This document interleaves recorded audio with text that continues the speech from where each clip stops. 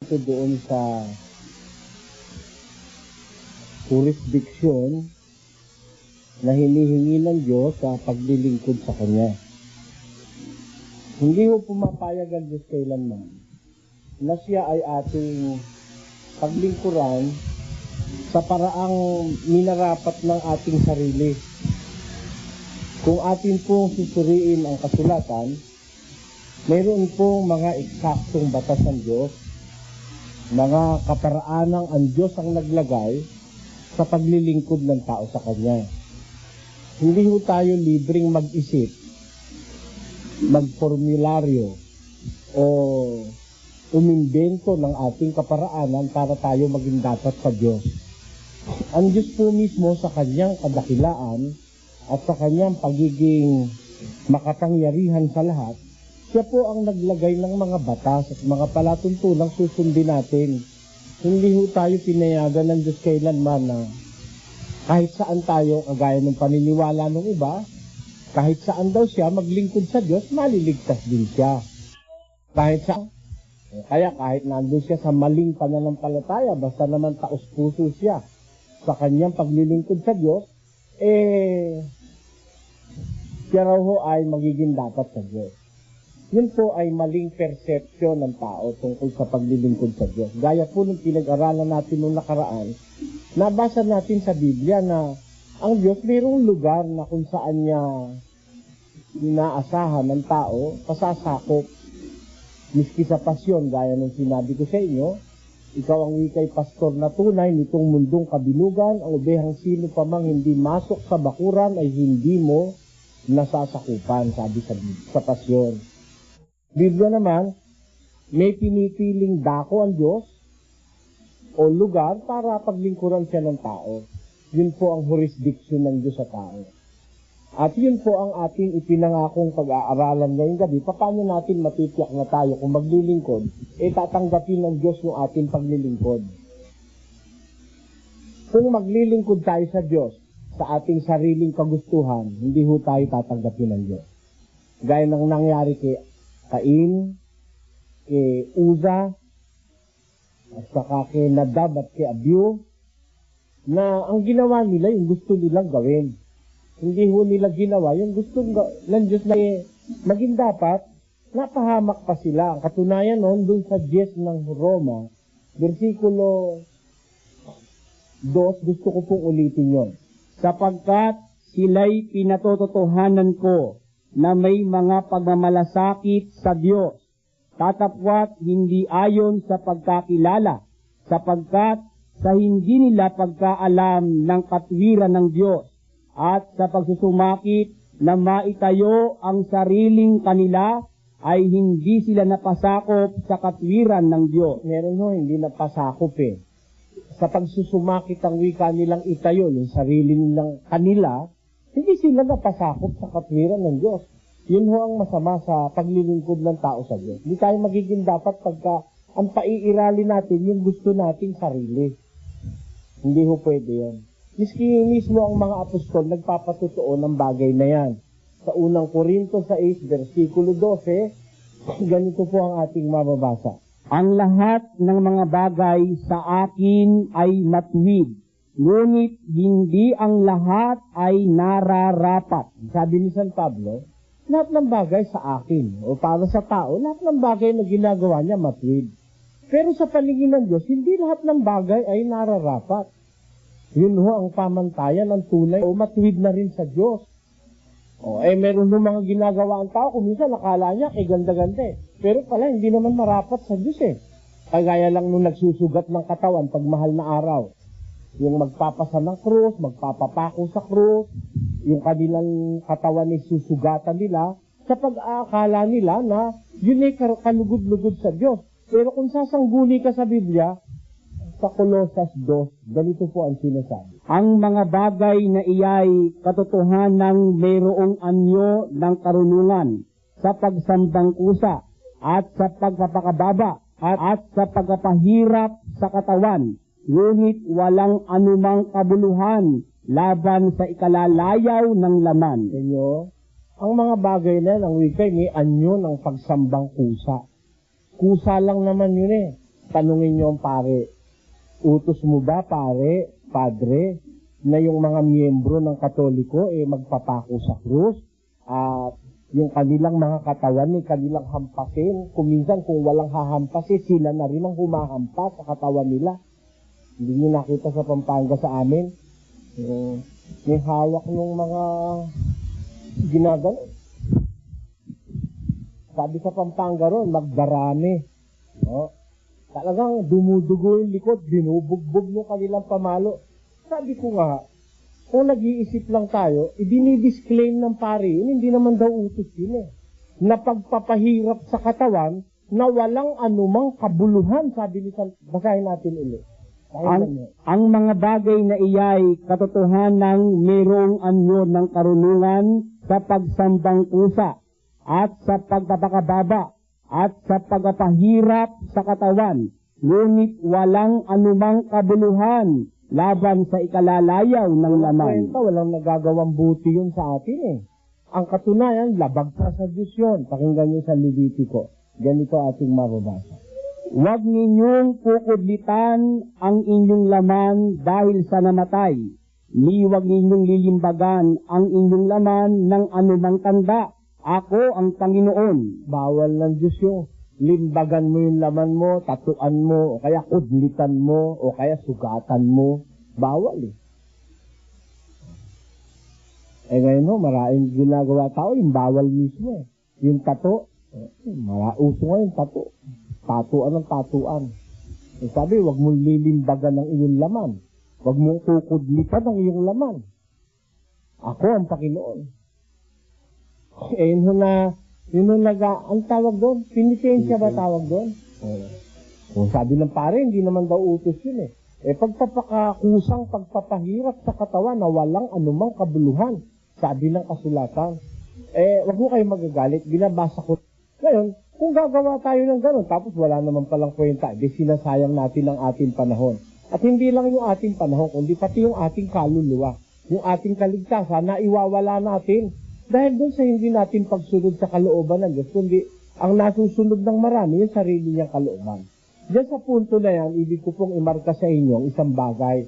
Kung Biblia ating pagkukunan ng diwa, hindi pumapayag ang Diyos for a man to serve Him in the rightful way in man's eyes. Kung yung ginagawa mo rightful sa paningin mo lang. Sabi ng Biblia, lahat ng bagay sa akin ay matuwid, sabi ni San Pablo. Ngunit hindi lahat ng bagay ay nararapat. Hindi lahat ng minamatuwid ng tao marapat sa Diyos. Ang katunayan, mayroon nga matuwid sa tao, yung pala yung nakalukuhan Pakinggan niyo sa Kawikaan. May daan na tila matuwid sa isang tao, ngunit ang dulo niyaon ay mga daan ng kamatayan. Mayroon daan tila matuwid sa tao, tila matuwid. Pero hindi niya alam, yung dulo niyaon ay daan ng ano ba malay na sila'y papunta sa impyerno. Hindi ba kaya dapat sa Diyos? Kaya nga lahat ng pera nila, binibigay na nila May ikapuna, may love offering pa, may prayer request pa, may chapel construction pa, at nagpapagawa pa raw ngayon ng spaceship doon sa Davao. Merong malaking compound doon. Nagpapagawa sila ng isang convention hall na ang itsuray parang spaceship. At yun daw maglalaman ng mahigit 50,000 tao, mas malaki sa Araneta Coliseum. Gaanong pera gugugulin doon? Ba't merong ganon? Bakit merong ganong karaming perang nilalabas ang tao? Talagay nyo yun, lalabas ba yung pera na yun? Kung medyo bulahan lang ng konti, lalabas ba yun? Kayo man, yung pera nyo, di nyo naman basta ilalabas Meron ng tao, nagmamakaawa ka na, ayaw pa lumabas yung pera nyo. Di ba? Lahat ng pangako, ipangako mo't hindi lalabas ang pera nyo.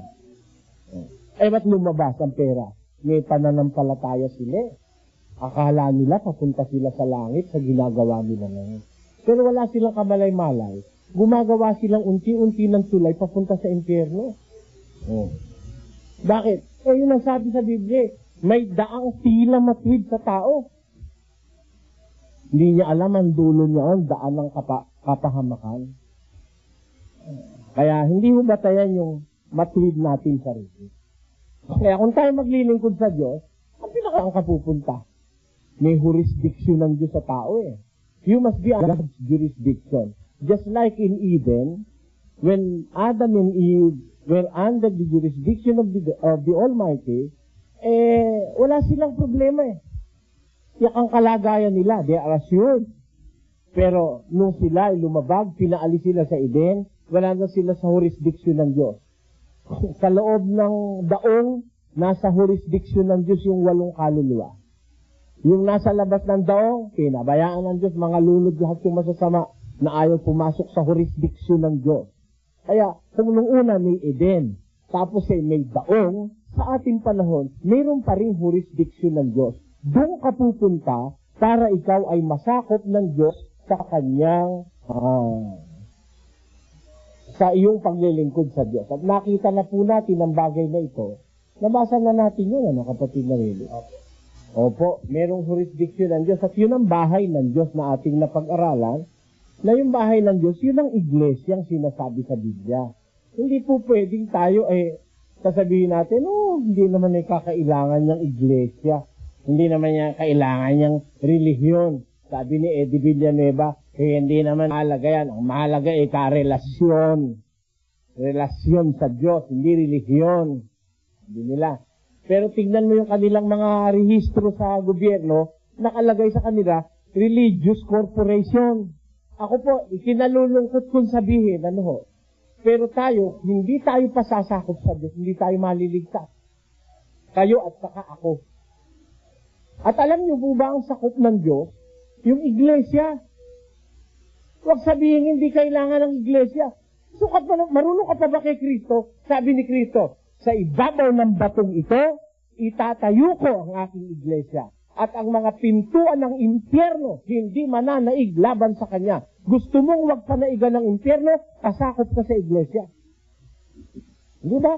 Kiniwanag nun eh. Sabi ni Garito, and I say unto you, that thou art Peter, and upon this rock I will build my church, and the gates of hell shall not prevail against it. The gates of hell shall not prevail against it. Ang mga pintuan ng impyerno hindi mananaig laban dun sa iglesia na itinayo ni Kristo. Kaya gusto mong makaligtas sa impyerno, pasakop ka sa jurisdiksyon ng Diyos. At ang jurisdiksyon ng Diyos ay ang iglesyang sinasabi sa Biblia. Hindi ho kami, makakay magkamali. Hindi kami iglesia, umanib lang kami dun sa iglesyang nasa Biblia. Pero, yung iglesyang nasa Biblia, hindi pa tayo tao, nandito na yung sa Biblia. Nagtataka lang ko sa mga may iglesia na sa Biblia. Kanya-kanya. Church on the rock. Alagay. Parang alak eh. Meron, Jesus is Lord Fellowship. Jesus is Lord Church. Jesus is the rock. Jesus is Miracle Crusade. Jesus is for Jesus. For Jesus, wala namang Christ. Alam niyo, halatang halata sila eh. Dapat, pag may Jesus, may Christ para kumpleto. Parang iglesia ni Kristo. Nilagyan nga Kristo, wala namang Jesus. Di pugot. Hindi ba Kristo Jesus yun? Jesu Kristo yun. Inalis mo yung Jesus. Di Kristo na lang. Delikado pagka Kristo lang eh. Alam niyo kung bakit? Pakinggan niyo kung bakit. 24:24 ni Mateo. Sapagkat may magsisilitaw na mga bulaang Kristo. Meron na ikaw magsisilitaw, mga bulaang Kristo. Kaya ang Kristo, may Kristo sa sabong. May bulaang Kristo. Magpapakita pa nga ng mga tanda eh. Ulit natin. Sapagkat may magsisilitaw na mga bulaang Kristo at mga bulaang propeta at magpapakita ng mga dakilupat anupat ililigaw kung maaari pati ng mga hirang. Din nyo, may Kristong magliligaw. Hindi lahat ng Kristo totoo. Lalo na kung walang Jesus yan, pangit yun. Nasa Biblia kasi Kristo Jesus eh. Jesu Kristo. Kristo ka lang. Walang Jesus. Hindi definido yun. Meron naman Jesus lang. Walang Kristo. Hindi rin definido yun. Malay mo kung sino Jesus yan. Yung kapitbahay na, pinipingot ng nanay. Tarantado ka, Jesus. Napakawalang niya mo. Jesus ang pangalan na pinipingot ng nanay niya. walang Kristo yun. Paano ngayon yun? Sinong Jesus yung nakuha mo na yun? Daing Jesus na yan. Kaya, delikado. Yan ang sinasabi ko, kung maglilingkod ka rin lang sa Diyos, tutuhanin mo na, kumplituhin mo pa. Paano ka naman maliligtas yung hindi definido yung ginagawa mo? Kaya po sa Biblia, huwag kayong padadala dun sa sinasabi ng iba, hindi raw mahalaga iglesia. Napakahalaga po ng iglesia sa Biblia. Hindi kami yun, ha? Yung iglesyang nasa Biblia, napakahalaga nun. Kailangan tayong pasakop doon. Bakit? Yun ang pinangakuan ni Kristo na ang pintuan ng impyerno hindi mananaig laban sa iglesyang yun. Ha? Gusto mo huwag kang makapunta ng impyerno? Pasakop ka sa iglesyang sinasabi sa Biblia. I will build my church and the gates of hell shall not prevail against it. Ang sabi ni Kristo. At si Kristo po hindi nagpento para ang tao'y mailigtas sa impyerno. Bakit? Pakinggan niyo sa 5:23 ng Efeso, ganito po ang ating mababasa. Sapagkat ang lalaki ay pangulo ng kanyang asawa, gaya naman ni Kristo na pangulo ng iglesia, na siya rin ang tagapagligtas ng katawan. Tayo, alin ang ililigtas ni Kristo? Si Kristo, pangulo ng iglesia. Napansin niyo ba si Kristo, pangulo ng iglesia? Napansin niyo ba, mga kababayan? Ulitin nga ho natin. Sapagkat ang lalaki ay pangulo ng kanyang asawa, gaya naman ni Kristo na pangulo ng iglesia. Saan ho nangungulo si Kristo? Hindi kahit saan mo pwedeng kalagkarin si Kristo. Jesus is the head of the church. O yung iglesia nasa Biblia. Siya ang pangulo ron. Ano ba ibig sabihin ng pangulo? Siya may jurisdiction doon. Siya may kapangyarihan doon. Labas ka ron. Ano ngayon ang labas mo? Ayaw kang pasakop doon. Ayaw kang maniwala sa iglesia. Ano labas mo? Sabi sa pasyon, sapagkat pastor kang tunay, nitong mundong kabilugan, aman, kung di masok sa bakuran, hindi mo na sasakupan. Nakita nyo? May bakuran si Kristo eh. Ang totoo, pangulo siya ng iglesia. Gusto mong masakop ka ni Kristo, pasakop ka sa iglesia.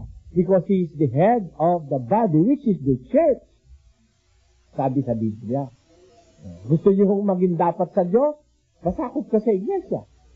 Kaya nga lahat tayo may iglesia. Sa paniwala natin na tayo gusto natin maligtas eh. Ngayon sabi ng iba, ano iglesia? Ako naniniwala sa iglesia na yan. Ako ikay saradong katoliko.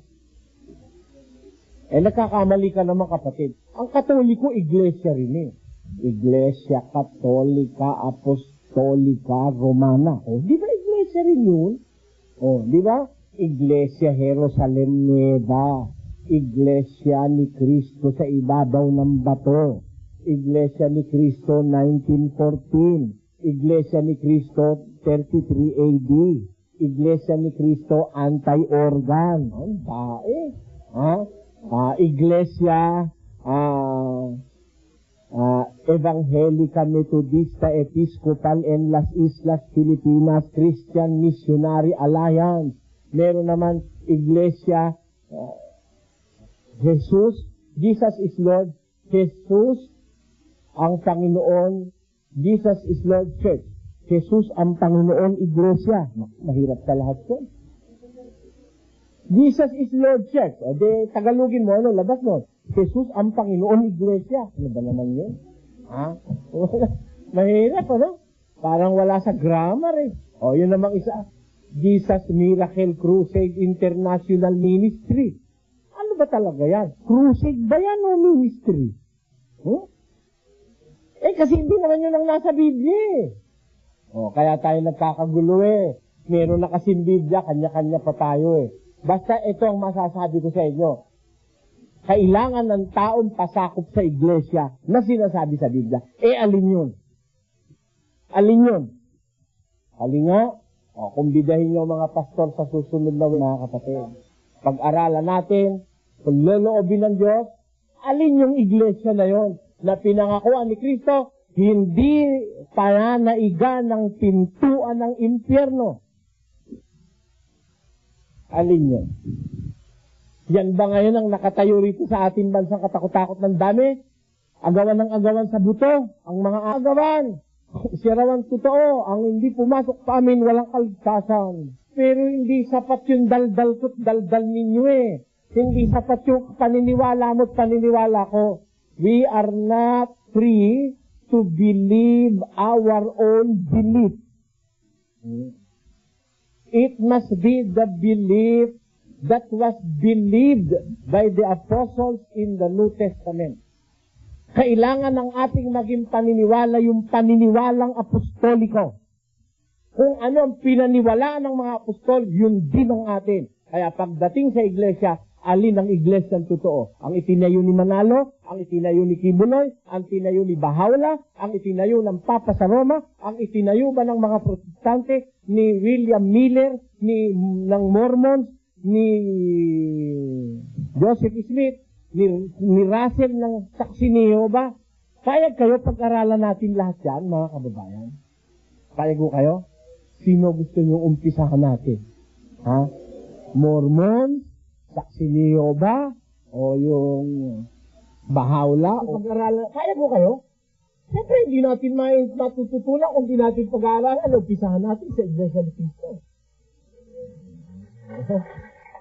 Alin ang iglesyang nasa Biblia na sinabihan ni Kristo, ang iglesyang to hindi pananaigan ng pintuan ng impyerno. Hindi pwedeng ma-impyerno ang taong manghahawak at sasampalataya at mananalig sa iglesyang nasa Biblia na itinayo ng ating Panginoong Hesus Kristo. Yan ho, susunod natin pag-aaralan kung loloobin ng Diyos.